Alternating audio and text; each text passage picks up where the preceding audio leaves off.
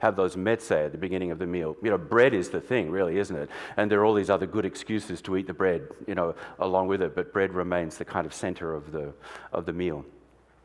But bread is a real thing, and it's caught up in economics and politics in all sorts of ways, some of which are quite confronting. If we look at the next slide, we'll remind ourselves of the way in which the uses of bread were actually thought about in the ancient church. I've got two quotes here that might stimulate your memory from the Gospel of Luke, when Jesus appears to his disciples in the town of Emmaus. Remember that they're being a little bit dumb, and he gives them a whole Bible study in the course of the journey, and they don't get it. But then when they're at table and he takes the bread and breaks it, their eyes are opened, and they see his presence, they understand that he's with them, and they go back and they tell the others that he had been made known to them in the breaking of the bread. And then in the Acts of the Apostles, and you may remember that the Acts of the Apostles is sort of a sequel to the Gospel of Luke. It's like, Luke 2, son of Luke, something like that. That in the Acts of the Apostles, this language of the breaking of the bread also appears apparently as a way of thinking about the Eucharistic meals that the Christians celebrated together. The early Christian fellowship is described as devoted to the apostles' teaching and fellowship, to the breaking of the bread. It's sort of used as a technical term to refer to the fact that they gathered for these meals. Now you might say, well, if I talk about breaking bread with someone, it's just a way of saying I shared a meal with them, isn't it? But it's only a way of talking about sharing a meal with people if breaking bread is actually the center of the way the meal works. And in fact, the use of that term in the English language, which may be a little bit quaint, but you might sometimes say, we broke bread with somebody. That doesn't actually come from general folkloric discussions of food. It's actually from this biblical phrase. So it traveled from the Bible into our ways of talking about food, rather than just being a way of talking about food generally. So we've got groups of Christians who can say breaking bread, and that's how they think of the Eucharistic meal first and foremost. They're obviously using that idea as a way of connecting all sorts of other stories and memories of Jesus, including that of the Last Supper. But notice that Luke and Acts together are not starting with, and they celebrated the memorial of the Last Supper of Jesus. They're saying that they broke bread together, and as much as anything else, it seems like they're remembering that story of the disciples at Emmaus who recognized Jesus in the breaking of the bread.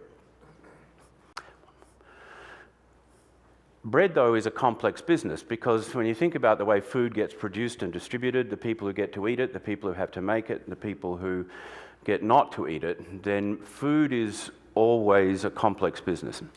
Last month, this image was published by the ongoing archaeological excavation works at Pompeii in southern Italy. And many of you will know Pompeii was, on the one hand, destroyed by the eruption of Vesuvius in the year 79, and on the other hand, preserved remarkably by the eruption of Vesuvius in the year 79. And so we have almost like frozen in time an ancient Roman town, not so different from those in which the Apostle Paul would have undertaken his work in the Eastern Mediterranean. And one of the things that we find digging through the ruins in Pompeii is that there are a lot of bakeries. There are a lot of bakeries, not because people like to have a cronut on a Sunday morning, but because it's the staple food. Your bakery is much more like, the equivalent of seeing a Stop and Shop, on every corner, because they've actually got to feed a population of tens of thousands of people on a daily basis. But there's a difficult underside to this reality, and this particular excavation, just published last year, has made it clearer than has been the case in the past. That much of the labor that was done in the bakeries of Pompeii and in other Roman cities was undertaken by enslaved persons. And other people who were involved in the manufacture of bread were in an ancient Roman carceral system. So you could be condemned to hard labor in a bakery, which sounds a little bit like a millennial's dream for their sort of white-collar crime, except that it wasn't in any way romantic or pleasant. This space was a confined space with only one door, And while the rubble doesn't display too much, you can have a bit more of a look at these reports if you like.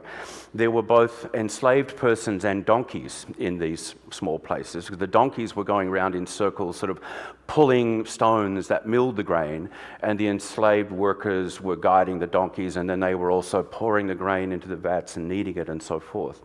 So this particular excavation is a reminder to us of the nature of bread, not as something which we can say, oh, isn't it wonderful that we have the symbolism of bread in Christian history, because, you know, bread comes from the earth, and, you know, it's from nature, and it's from the fields. You know, we have this tendency to wax romantic about this sort of stuff, and when we talk about the ways in which food and these products come to us, we so often jump over the intermediate reality of social and economic processes to thinking about nature, because it's a lot easier to deal with nature than it is with the fact that people have enslaved people, isn't it? And yet when the Christians take their bread, and would have known a lot of the time, the Christians in a town like this, that it came from settings like this. What does that mean? It's worth pondering, isn't it? Another slide, please. This is another bakery at Pompeii. The bakery of Modestus was excavated in the 1880s by some of the early Italian archaeologists. And this is beautifully preserved, and if you ever go there, this is one of the places you get more of a sense of these great grinding mortars. And so you see the holes in those funnel-shaped objects had planks driven into them, and the donkeys pulled those around as the enslaved workers or the prisoners who were sentenced to hard labour there would pour the grain into the middle, and then it would come out the bottom as flour. And one more. When the bakery of Modestus was excavated, they discovered 80 loaves of bread which had gone into the ovens and had never made their way out, because something hotter than the oven turned up on the doorstep. Now, this isn't actually one of the ones from Modestus. This loaf came from Herculaneum, the city on the other side of the bay, but it was carbonized during that same eruption. This is also a fascinating connection to the role of enslaved persons in the production of bread, because this beautiful piece is stamped. Can you see that stamp on the sort of left-hand side?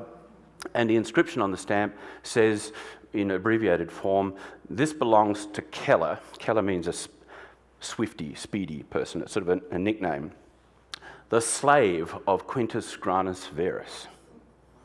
And we're not quite sure whether that means that Keller was the baker, or whether Keller might have actually been a domestic cook who stamped the bread before he took it to one of the communal bakeries, because sometimes in Roman settings, and it's the case in some Middle Eastern places today too, people will make the bread in their home, mark it in a distinctive way, and then take it to a communal bakery, because it's a lot more expensive to have the capital-intensive, fuel-intensive oven than it is to make the bread in your own setting. But this is a mysterious but poignant reminder to us of some of these connections. But that's what the bread looked like. That loaf is about this big, size of a dinner plate, and you can see that it's been marked into sections before it went into the oven. And this is because the bread knife is not an invention of the ancient Roman world, and you know, the sliced bread was not the way they did things. There was a hint in my biblical text for you about how they did things. How did they broke it. So this bread is pre-scored for breaking, and each one of these triangular portions, which would have ended up looking a little bit like a 21st century scone, is the actual individual diner's portion. So that's sort of like the center of your meal. That's your piece of bread. When in the Gospels, Jesus performs the extraordinary sign of distributing miraculous amounts of bread. You remember at the end of it, it says they gathered up 12 baskets full of the fragments that were left over. And I think I always used to ponder this as sort of like, why are they bothering to pick up sort of crumbly bits of crust of Wonder Bread or something? Fragments is not really the right word. It's portions. It's those pieces were left. Thank you. A bit more information about the baking and manufacturing process comes to us from an extraordinary tomb that's actually in the city of Rome, easily visitable if you've been to the big railway station in Rome, Roma Termini. It's about 10 minutes walk from there. The tomb of the baker, as it's called, the baker's name was Marcus Virgilius Eurysaces, and on his tomb, he'd become a rather prosperous baker. He was the kind of person who enslaved the others or took the bonded carceral labour that was sort of committed to him as a sort of a guy with capital, and he decorated his tomb with the processes of making bread. And you can even see on this direct image, there are people carrying, big sort of planks across their shoulders, with loaves on them. There are people carrying baskets of grain. And if we go to the next slide, this is a drawing that was done in the 19th century based upon the carved murals on Eucharistic's tomb. And so we can see on the top left the baskets that are being brought with the bread. It's not necessarily in a chronological order. Notice that in the middle you can see exactly the same grinding apparatus that was in the bakery of Modestus, with the donkeys and those sort of funnel-shaped things, and then the ovens at the bottom and the enslaved bakers or perhaps incarcerated bakers who are doing their work. So this bread is likely, not necessarily always, to have been bound up in processes of labour that would seem compromised to us, even if in a given instance, say in some other part of the Mediterranean, we're not necessarily always dealing with enslaved persons or with people who were incarcerated. Nevertheless, this is a pretty thankless task undertaken by people who don't have too many other choices. When we think about bread, we have to think not so much about, wasn't bread wonderful, fluffy and delicious and straight out of the oven and what a wonderful thing it is, so much as bread, I'm hungry, I need to eat. And this is a society which, despite its technological sophistication, was actually sort of punctuated by what we would, in today's terms, call food deserts. In a big place like Rome, or even in a moderately big place like Pompeii, let alone the other cities we hear about in the New Testament, Antioch and Jerusalem and Philippi and so forth, there are far too many people living in these cities to actually have food production that can sustain their populations directly.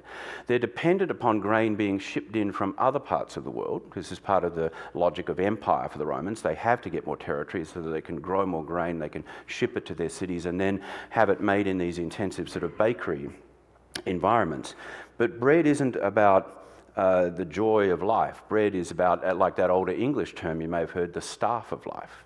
Without bread, we're hungry. Without bread, our lives are at risk. Bread is a matter of necessity rather than a matter of luxury. Thank you. This is a Roman lamp, probably from the same sort of period that we're talking about. Some of you will have seen those little terracotta lamps in which oil is placed, and they often have little decorative pieces on them which can have anything from religious symbolism to propaganda. And this one is rather quaint. It says, "The diet of the poor, or the dinner of the poor person, is bread, wine, and greens." And I'm not sure if it may be a little bit like, be it ever so humble, there's no place like home, or something like that. That a good meal isn't one where you have to have a whole lot of meat and luxurious sauces and so forth. It's enough to have bread, wine, and greens. This is a reminder that, again, you've probably heard me say often enough now that bread is an essential part of diet. It may be more surprising for me to say that wine is also an essential part of diet. We think still, don't we, even though wine has become much more ubiquitous, that wine is sort of a luxurious food. But in fact, in the ancient Mediterranean world, everybody drinks wine. The difference between the poor person and the rich person is whether you get to drink wine that you would like to drink rather than wine that you have to drink. And this is because wine is actually a quite effective way of storing the calories involved in the grape crop. And most people in the ancient world are not thinking, as we might be, how are my carbs doing? How are my calories doing?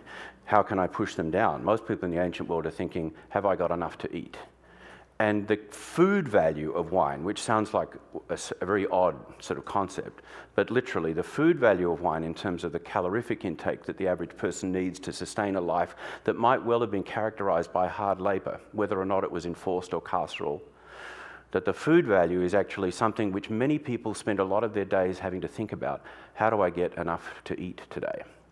And this doesn't necessarily only apply to the people who are pushing donkeys around inside bakeries either. It might have applied to quite a few other people in that city where there isn't a stop and shop, in fact, and people are dependent upon other forms of economic relationship in order to get enough food to eat.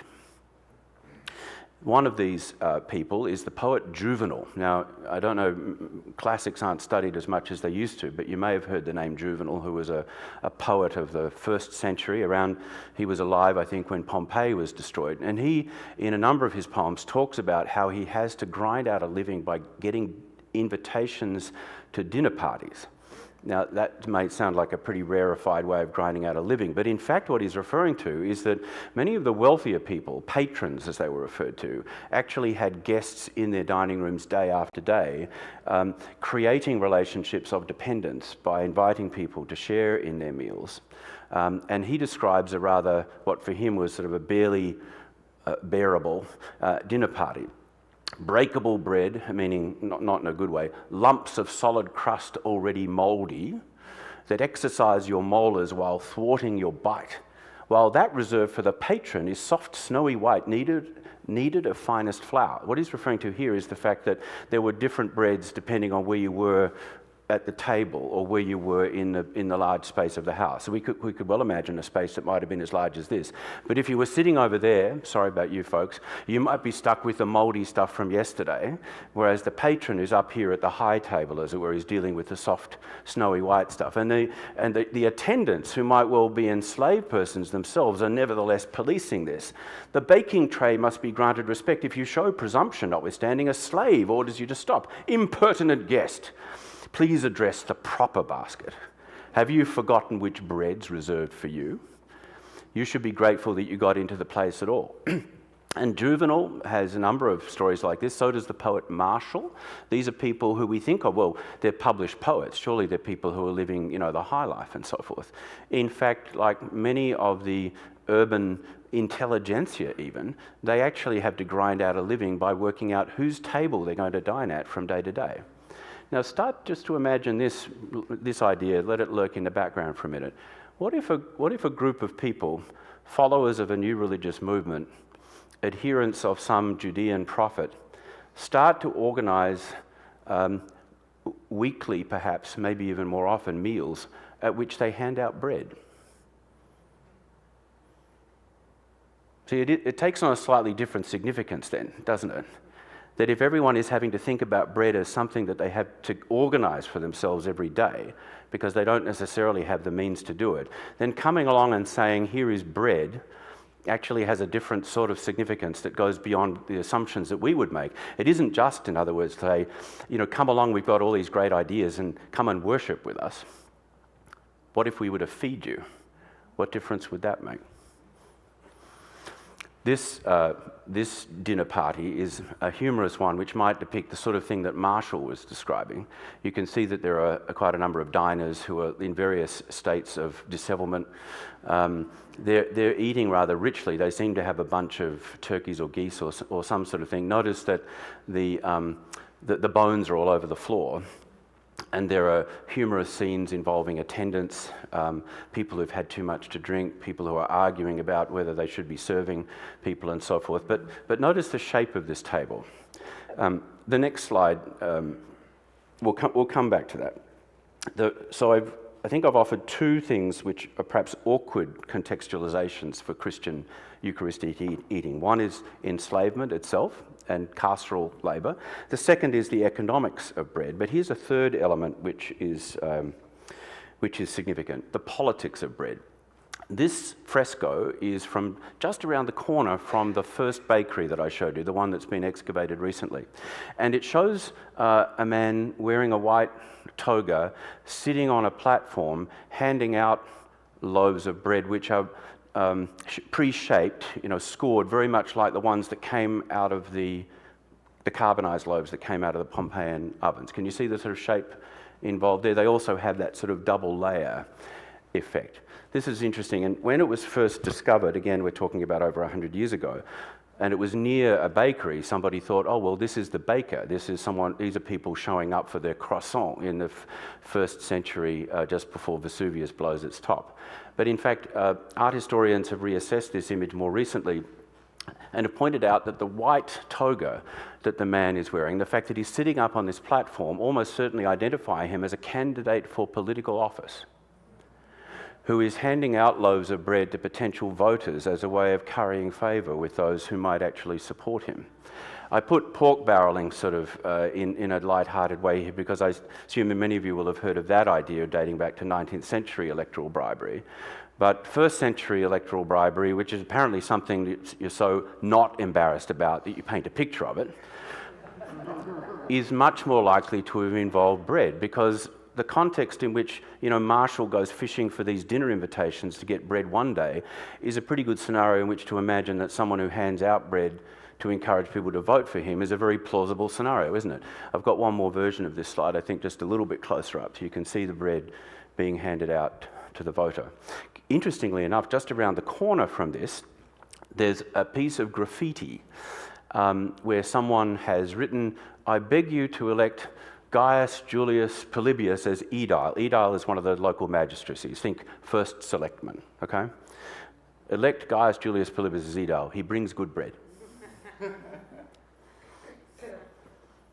It's not so different from some aspects of contemporary politics, is it? Except that there's a certain subtlety as well as we better not go there or we'll be on a completely different track.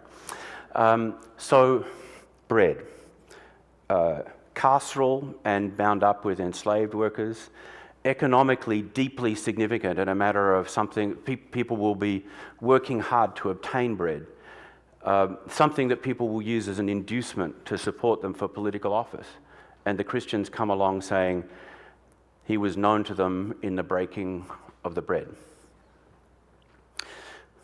Does that cast a slightly different light upon this very famous line that if you were at the last service you have already recited once today, or that you're going to at the next service? When Jesus instructs us to pray, "Give us today our daily bread," much ink has been spilt about this line over 2,000 years, and it may well yet be. And I do not want to suggest that it doesn't mean any of the sort of deep and profound and spiritual and all the other things that people have talked about here. But if you're a first century person and somebody says, "Give us today our daily bread," you know what it means? It means give us today our daily bread. Because bread is something that you actually need from day to day. It's very much a day-to-day proposition. In fact, there are scholars who've suggested that the Greek of this sentence is actually a little bit curious, and it can be translated, "Give us our bread for the coming day." It could be translated as, "Don't just give us the bread we need this day, give us the bread that's coming the next day as well, so that we don't have to feel that we're always grasping and grinding and grifting to get the next bread." Now, I don't think it just means that, but if you are in a context where hunger and food insecurity are fundamental to your existence, there is nothing trivial about asking for daily bread as part of your acknowledgement of your dependence upon God. Thank you. Interestingly, I think there's even evidence within the context of the New Testament of people pushing and pulling a little bit about this. In John's Gospel's version of the famous story of Jesus and the feeding of the 5,000, Jesus feeds the 5,000, and as always in John's Gospel, it never stops there. There's always some sort of ongoing commentary about whatever Jesus has done, and there's always some sort of controversy and misunderstanding. And Jesus actually rips into the crowds and says, "Truly I say to you, you seek me not because you saw signs, but because you ate your fill of the bread. Do not labour for the food which perishes, but for the food which endures to eternal life, which the Son of Man will give you, and for on him God the Father has set his seal." So Jesus is, I will retranslate or interpret as saying, "I understand that you want enough to eat, but that isn't a sufficient reason to become my follower." And I suspect John's Gospel, which is written a bit later and includes the experience of the early Christian church after a generation or so, is already reflecting a situation where some people are showing up because of the bread. And I don't think that's implausible at all. I mean, there are always people who show up in church because of things that aren't the thing that the rector imagines, is the reason they're going to show up. I mean, maybe the coffee hour's pretty good here, and that isn't, I mean, actually, in the reality of food deserts, what churches literally put on the table in that sort of context of hospitality is a very real thing. And I don't think that Jesus in John's Gospel is saying that it doesn't matter, but I think Jesus in John's Gospel is saying, don't stop there. Don't stop there. Because, of course, it's in this same John chapter 6 that he says, "I am the bread of life." Thank you. This is another dining scene now. This is a Christian one, and you can see that it has in common with that rather debauched banquet of a couple of minutes ago, that semicircular couch. That's actually the way that an ancient banquet was set up. They didn't sort of sit around the table like Leonardo's Last Supper, but were sort of reclining like this. But notice that we've got a more orderly group. There is food and drink. In fact, literally, there is what? Bread and wine And the bread is marked with what now looks a bit more like a cross, and yet it's still recognizably the way bread was always marked, so it could be divided into sections. And yet the Christians are starting to play with the symbolism of that marking as not being something that was simply pragmatic, but something which was also a reflection of their own belief.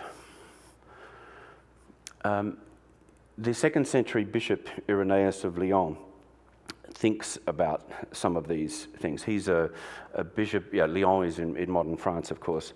In one of his writings, he says, Jesus gave directions to his disciples to offer to God the first fruits of his created things. So he's thinking of the Eucharist as an offering, a sacrifice, right? We offer these things to God at the Eucharist. We offer them to God not because God needs anything, but so that they themselves, the disciples, would not be either unfruitful or ungrateful. So he took that created thing, bread, and gave thanks and said, "This is my body." So Irenaeus is trying to think about how the work of the Eucharist involves taking bread from its social and economic and material context and making it something that we offer to God, not for God's sake, but for our own. So that, again, like Jesus in John's Gospel is saying, yeah, we do this with bread, but we do it not because God needs it, but because we do. Thank you. Just to finish, one more group of people sitting around a semicircular table. This is in the Catacomb of Priscilla in Rome, and it's a group of people, all female diners in this instance, who are breaking the bread together. The Christians continue to think in this ancient time, as we do today, about what it means to break bread together. And I think, to conclude, what we find is that they're conscious that the bread is something which is deeply embedded in their social and economic and political reality, and that can't be avoided. But they also believe that when they break bread together, and they do so in memory of Jesus, that they encounter him.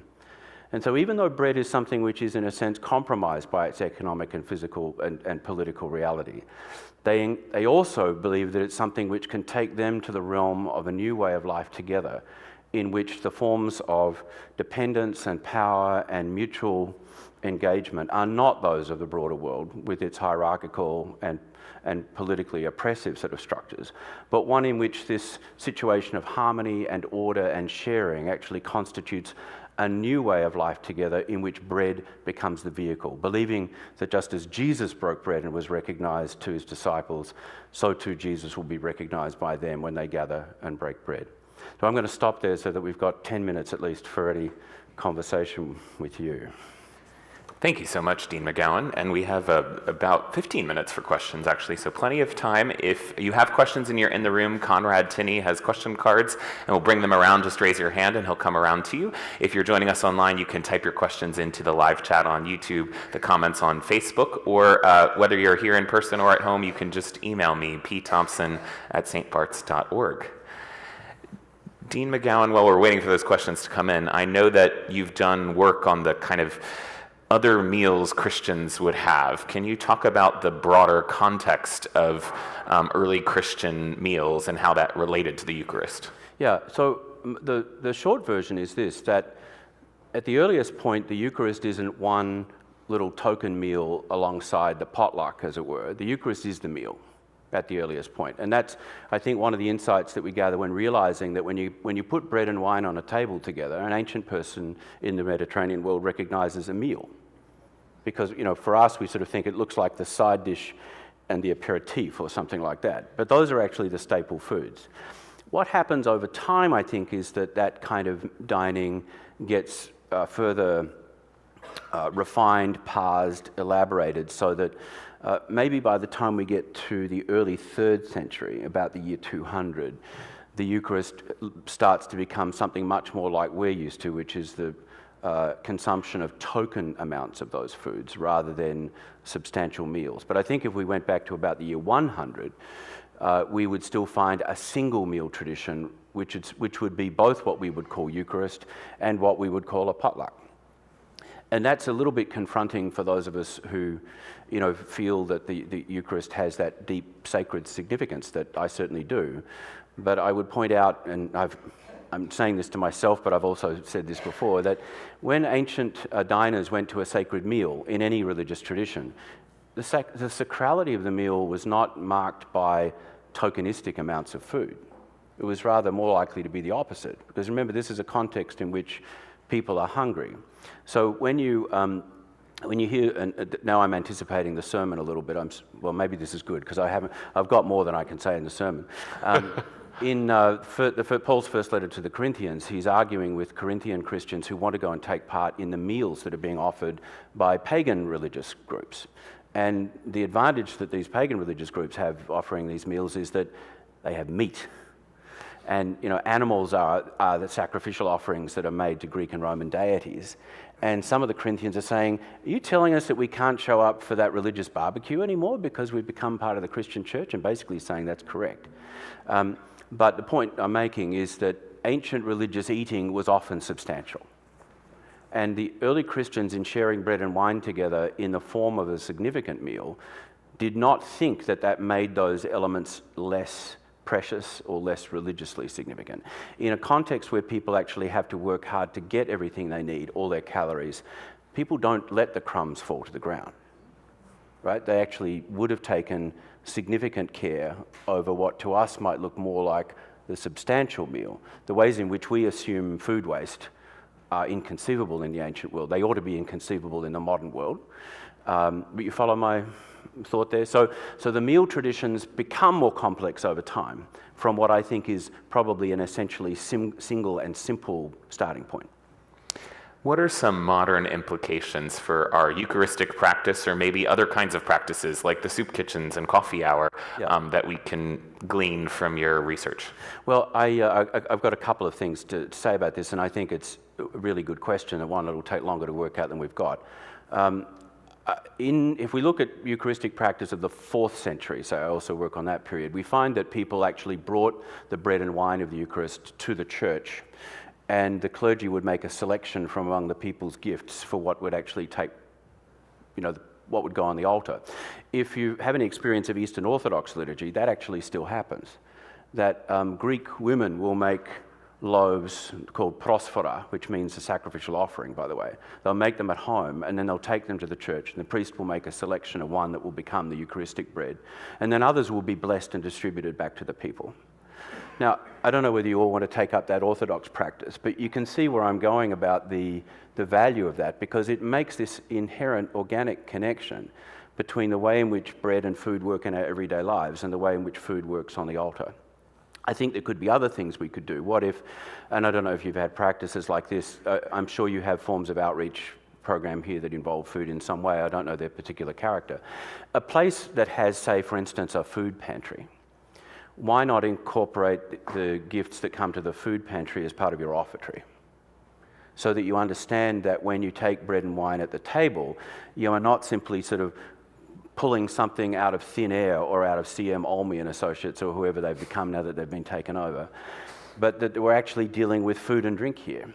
That does lead me to say that while I think this has got to be very contextual, that I think that there's a good case for saying, and why don't we think about actually celebrating with bread and wine as opposed to those other things that appear magically in the sacristy. I do not believe that makes our Eucharist more valid or anything like that, don't get me wrong. But what if, for instance, and you might have had occasions to do this, I know that many people do, that for instance, when you've got a confirmation class, get the kids to make bread, the day before the day the bishop comes or whatever, and then the bread is actually something that's a part of their daily life and their labor as well. But I think there's a lot of ways to do this. I don't want to make that sound too simple. I just think the question is, how do we make the Eucharistic gifts more clearly reflect our daily life and labor? And how do we make them look as if they're things that we would care about if we stumbled over them in another context?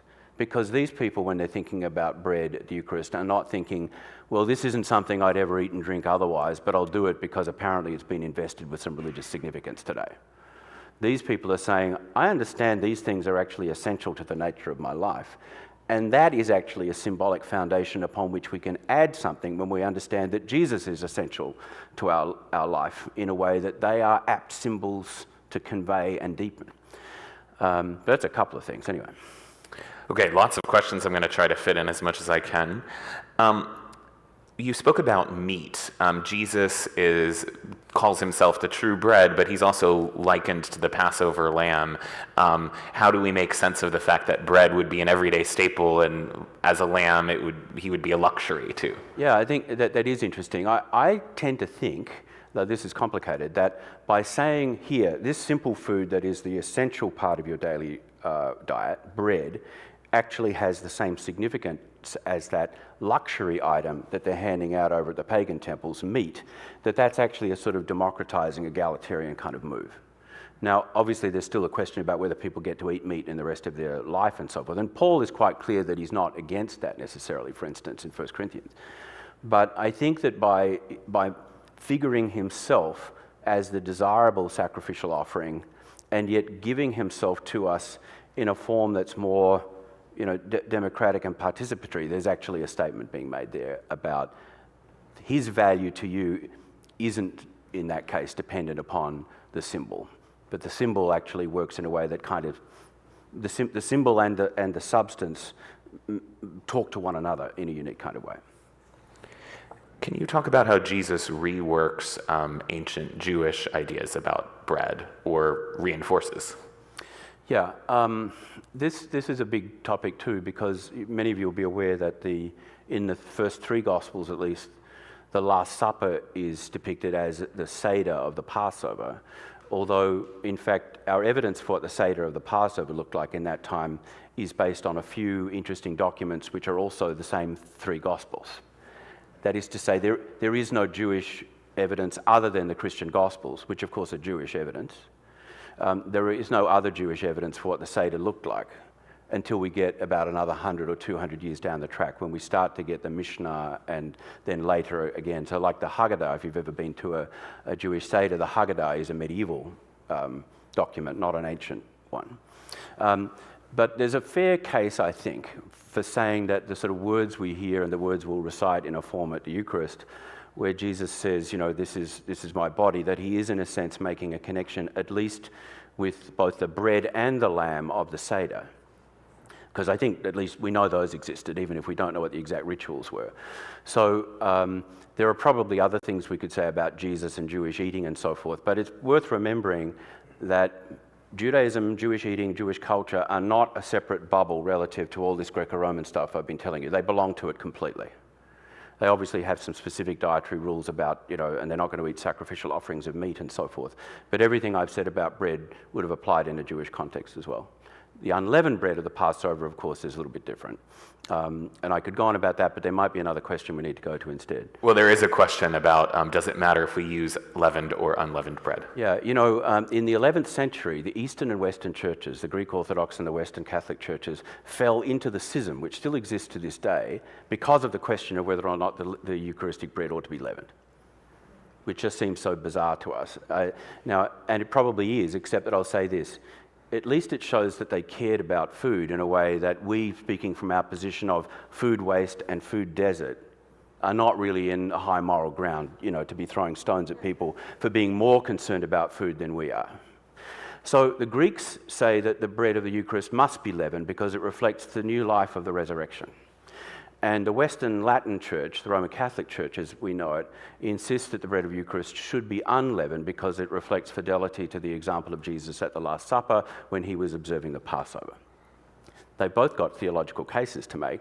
If you're wondering, the quick Anglican short circuit is that in our prayer book, I think it was of 1552, the second of the Anglican prayer books, Cranmer writes, "It sufficeth that the bread be such as is usually eaten." Sufficeth, of course, allows you to do different things.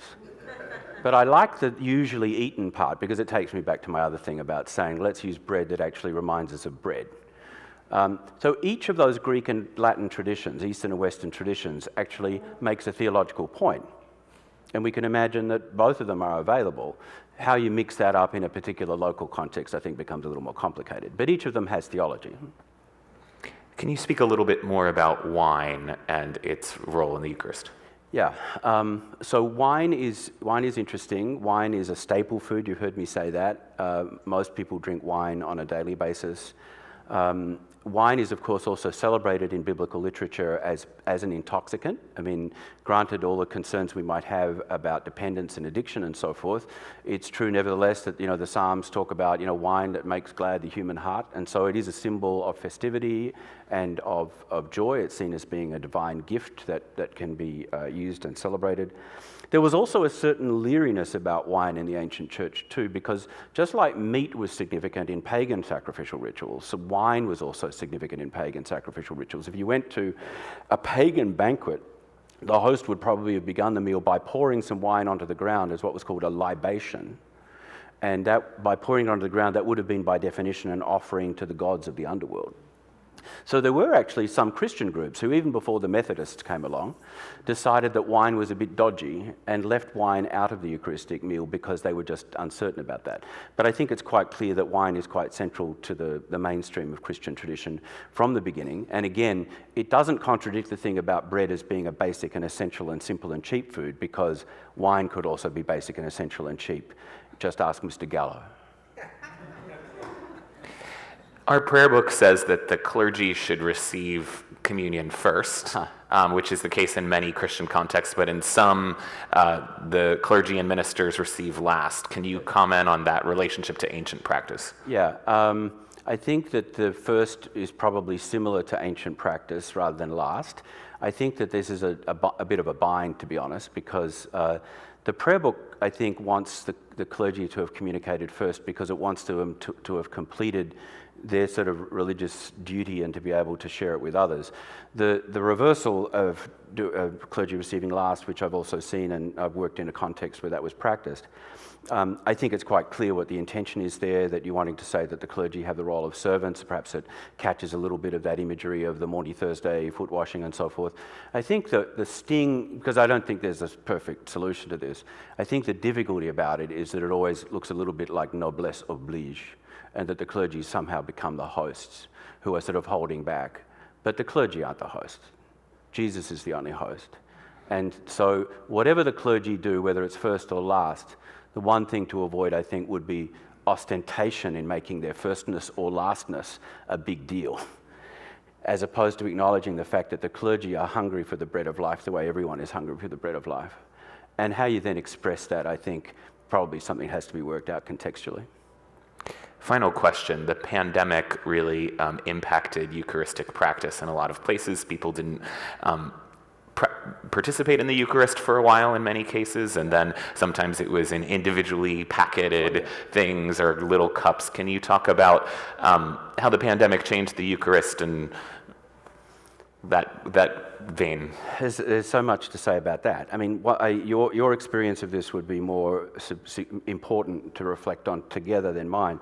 But I think that we could say in retrospect that if we sensed that we had a hunger for the Eucharist because of this practice, and that we felt that we had missed something because of the sacrament being taken away from us, then that in itself might have been a backhanded gift, a little bit like a sort of an extended Lent or fast, from Eucharistic practice to remind us of what the privilege and the gift of Eucharistic celebration is. I hope that has become part of what we are. I'm not wild about the sort of going even more into individual portions and packages and so forth, even though, of course, I get the clinical aspects of that. And again, I think that has to be very contextual. But, there are those, of course, non-denominational and very Protestant places that practice those things normally, not really having got with the memo of the last 100 years, which is of course also the memo of the ancient church, that this isn't about God and you in a direct line. This is actually about you and the people sitting at table with you. And bringing your own meal and eating it with somebody else as a sort of liturgical brown bag doesn't constitute a shared meal. Now, context also has to cause us to give up some principles for the sake of others. So I throw no stones at people who developed other practices in order to try and engage and keep and maintain those things. But I hope that the things we were deprived of might have helped us to become that much more attuned to the things that we've celebrated about some of the ways in which we have done this work together as a shared, a communal kind of practice. Dean McGowan, thank you so much. Thank you, Peter.